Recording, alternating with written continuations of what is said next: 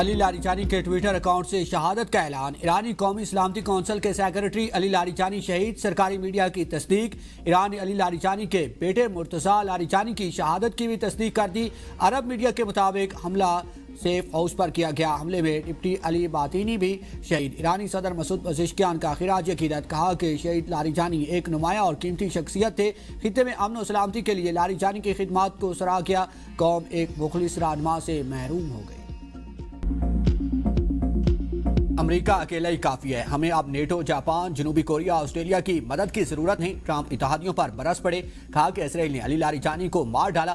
بیشتر نیٹو اتحادیوں نے ایران کے خلاف فوجی کارروائی میں شامل نہ ہونے سے مطلع کیا ہے۔ مجھے کوئی حیرانی نہیں ہوئی، میں نے ہمیشہ نیٹو کو یک طرفہ معاملہ ہی سمجھا۔ نیٹو پر ہم سالانہ اربوں ڈالر خرچ کرتے ہیں جو ان ممالک کا تحفظ کرتا ہے، ہم ان کا تحفظ کریں اور یہ ممالک ضرورت کے وقت ہمارے لیے کچھ نہ کریں۔ ہم نے ایران کی بڑی فوج، بحریہ، فضائیہ، اینٹی ایئرکرافٹ اور ریڈار تباہ کر دیا۔ چین کا دورہ کرنا چاہتا ہوں مگر اس وقت حالت جنگ میں ہوں۔ لگتا ہے کہ ایران جنگ 5 ہفتوں میں ختم ہو جائے گی۔ ہمارے یورپی اور مشرق وسطیٰ کے اتحادیوں کے لیے خطرہ ایران کی عادت ختم ہو گئی۔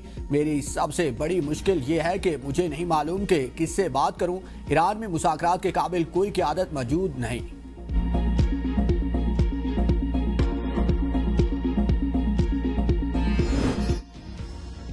اسرائیلی وزیر اعظم نیتن یاہو کا بھی علی لاریجانی کو نشانہ بنانے کا دعویٰ۔ اسرائیلی ٹی وی پر جاری بیان میں کہا کہ حکومت تختہ الٹنا ایرانیوں کے لیے فوری اور آسان نہیں ہوگا۔ اسرائیل ثابت قدم رہا تو ایرانیوں کو قسمت اپنے ہاتھ میں لینے کا موقع دیں گے۔ اس سے پہلے اسرائیلی وزیر دفاع نے دعویٰ کیا تھا کہ تہران پر حملے میں ایران کے سیکیورٹی چیف علی لاریجانی اور بسیج فورس کے کمانڈر غلام رضا سلیمانی شہید ہو گئے۔ ایرانی میڈیا نے علی لاریجانی کی شہادت کی تردید کر دی۔ علی لاریجانی کے سوشل میڈیا اکاؤنٹ پر ہاتھ سے لکھا گیا پیغام جاری کیا گیا، جس میں ایرانی قومی سلامتی کے مشیر نے ایرانی نیوی کے شہداء کو خراج عقیدت پیش کرتے ہوئے لکھا کہ شہادتیں برسوں تک ایران کی فوج کی بنیاد کو مضبوط کریں گی۔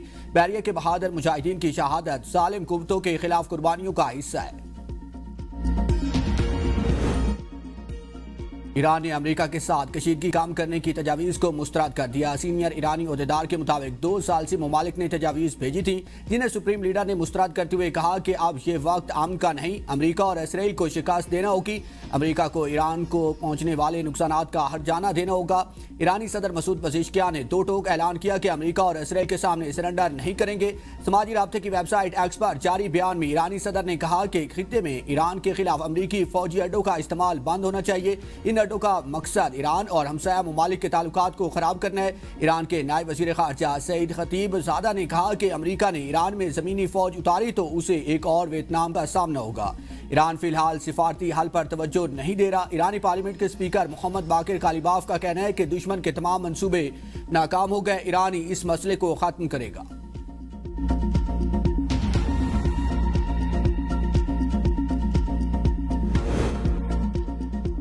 علی خامنائی پر امریکی اور اسرائیلی حملے میں مشتبہ خامنائی بال بچے۔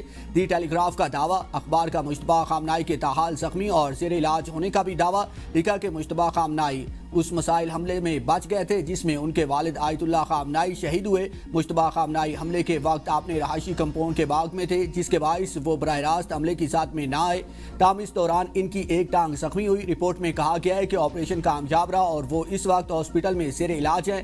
مشتبہ خامنائی تاحال منظر عام پر نہیں آئے اور ان کی صحت کے بارے میں قیاس آرائیاں جاری ہیں۔ دوسری جانب روس میں ایرانی سفیر نے سپریم لیڈر سید مجتبیٰ خامنائی کی روسی اسپتال میں زیر علاج ہونے کی تردید کر دی۔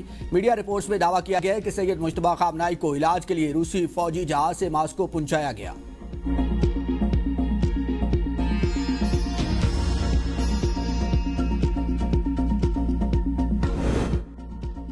ایران جنگ پر اختلاف، اہم اتحادیوں کے بعد اہم سرکاری آفیسر بھی ٹرمپ کے ساتھ چھوڑنے لگے۔ امریکہ کے نیشنل کاؤنٹر ٹیررزم سینٹر کے ڈائریکٹر جو گینٹ نے استعفیٰ دے دیا، کہا کہ ایران امریکہ کے لیے فوری خطرہ نہیں تھا۔ جنگ اسرائیل اور اس کے بااثر امریکی لابی کے دباؤ کے نتیجے میں شروع کی گئی۔ ایران کے خلاف بھی اسرائیل نے وہی حربہ استعمال کیا جو عراق جنگ کے وقت کیا تھا۔ ایران کے خلاف جاری جنگ کی حمایت نہیں کر سکتا، اسی لیے عہدے سے مستعفی ہو رہا ہوں۔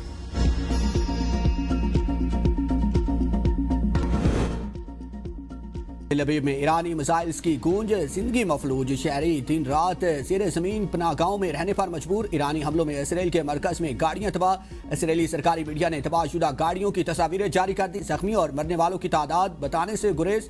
تل ابیب میں زندگی مفلوج، شہریوں میں شدید خوف و ہراس۔ برطانوی ادارے اسکائی نیوز کی ٹیم کو رپورٹنگ کے دوران پناہ لینا پڑی۔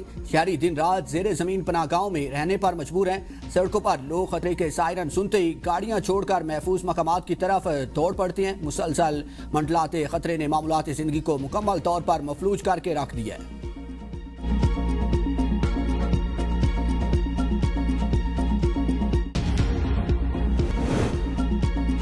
آپریشن غضب الحق میں پاک افواج کی افغان طالبان اور فتنہ الخوارج کے خلاف کامیاب کارروائیاں جاری۔ خیبر سیکٹر سے ملحقہ افغان طالبان کی فوجی پوسٹوں پر اینٹی ٹینک گائیڈڈ میزائل سے حملہ، پوسٹیں تباہ۔ شمالی وزیرستان میں چنڈا پوسٹ میں تباہ، افغان طالبان کو بھاری جانی و مالی نقصان۔ وفاقی وزیر اطلاعات عطاءاللہ تارڑ کہتے ہیں افغان طالبان ہمدردی کے لیے اوچھے ہتھ کنڈے استعمال کریں گے۔ افغان طالبان رجیم کا دہشت گردوں کے ساتھ گاڑ جوڑ ہے۔ 400 افراد کی ہلاکت کا دعویٰ کیا گیا، ایک بھی ثبوت نہیں دیا گیا۔ افغان طالبان رجیم مفروضوں پر بات کر رہی ہے۔ افغان طالبان رجیم نے ایک ٹویٹ ڈیلیٹ کیا۔ 16 مارچ کو 6 سٹرائکس کی گئی۔ ہم جب بھی افغانستان میں حملہ کرتے ہیں تو ویڈیو جاری کرتے ہیں، آپریشن ختم کرتے ہی تفصیل جاری کرتے ہیں۔ ہمیں افغان عوام سے کوئی مسئلہ نہیں ہے۔ طالبان رجیم کو فیصلہ کرنا پڑے گا کہ پاکستان کے ساتھ ہے یا دہشت گردوں کے ساتھ۔ مارکے حق میں دشمن کو شکست ہوئی۔ سفارتی سطح پر پاکستان کا تمام ممالک سے فعال رابطہ ہے۔ بھارت سفارتی سطح پر کوششوں میں پیچھے رہ گیا۔ طالبان رجیم کے الزامات پر خواجہ آصف کا رد عمل۔ وزیر دفاع خواجہ آصف نے کہا کہ اسپتال کو نشانہ بنانے کا دعویٰ ان کی طرف سے آ رہا ہے، جو مساجد پر حملہ کرواتے ہیں، سربجود نمازیوں کو شہید کرتے ہیں، نہتے شہریوں اور مارکیٹ سکولز کو نشانہ بناتے ہیں، معصوم بچوں کو خون میں نہلاتے ہیں، منشیات کی سمگلنگ جن کا ذریعہ آمدن ہے۔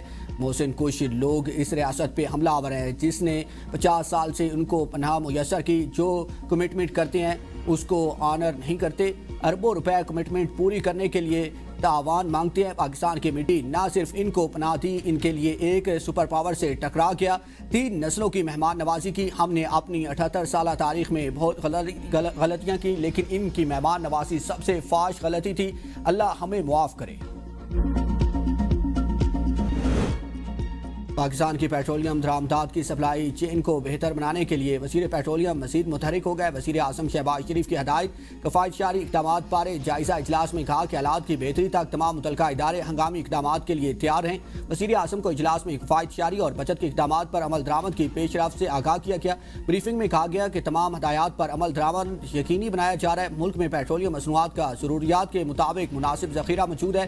صورتحال کی نگرانی کی جا رہی ہے۔ ملکی ضروریات پوری کرنے کے لیے ملک میں ادویات کا مناسب ذخیرہ موجود ہے۔